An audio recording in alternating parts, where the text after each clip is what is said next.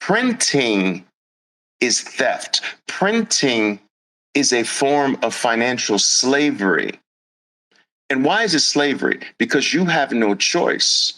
You don't vote on the printing. You don't say, well, okay, I approve this batch of new dollars coming into the system. No, you don't vote for that. You have no control over that. Not only do you not have any control over the printing process, when it's done, by how much it's done, you have no way of being able to plan for how much is my savings going to go down in value because of their printing. You have no control over that. You can't plan for it. Not only that, you can't choose which one to work for. By virtue of you being born in the United States, you are forced, compelled, whether you want to or not, to give your life for that card called the US dollar. Just because you were born here, you are locked in to now. You're a brand new human being on this piece of land called the United States. Now go spend your life working for this while I have the ability to debase you, to print it at will, to make all of your savings continue to go down and down and down. The inflation rate is the print rate.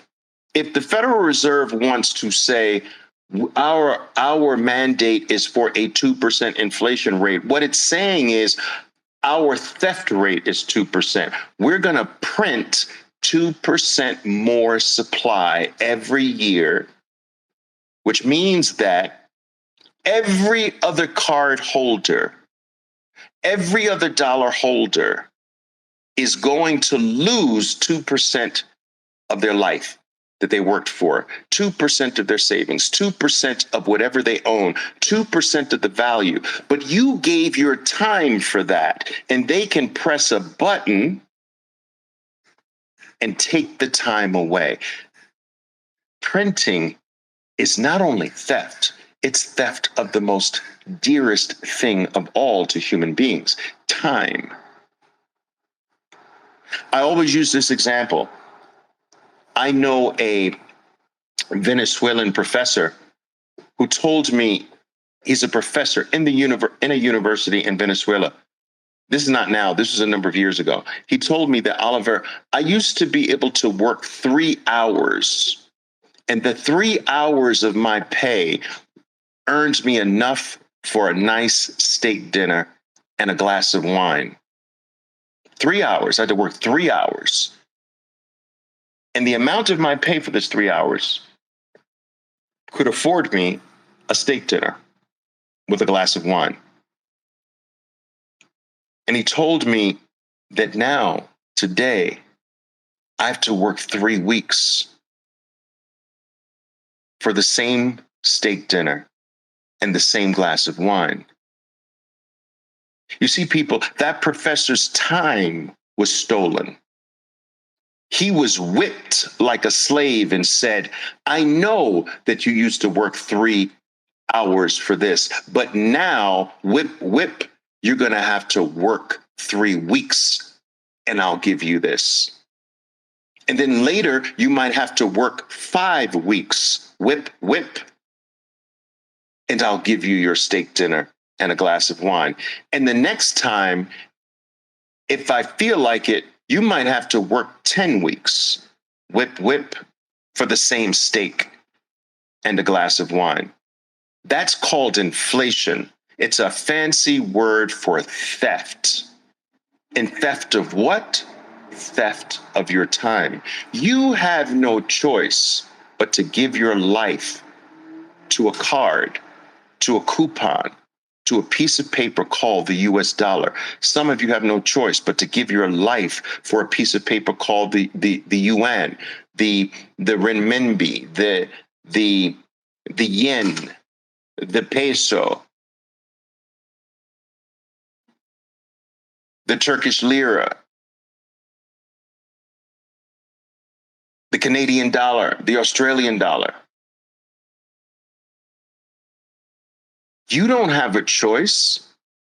It's based on where you're born. It's based on the plantation that your slave parents had you on, because they were slaves too. And because you were born on this piece of land that is run by a small group of people that made their own baseball card, to use that analogy, they make their own money, they force you to work for that. But they're in control of the issuance of that money. They're in control of the supply. They're in control of the price, which means they're in control of your time. And if they want to make it 4% this year, they make it 4%. If they want to make it 2% this year of theft, we're going to only steal 2% from you this year. And they want to make it 9% the next year, they're going to steal 9% from your time, your value, your life. Time is the stuff that your life is made up of.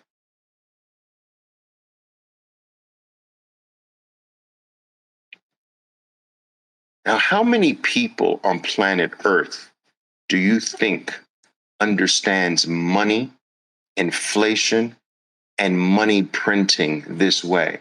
What percentage of the people walking around living their lives understand? How many understand exactly what we just covered here? Less than 1%.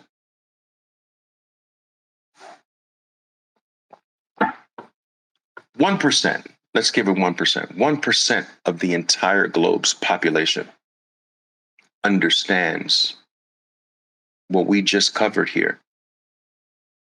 And if you understood this, you should consider yourselves extraordinarily elite.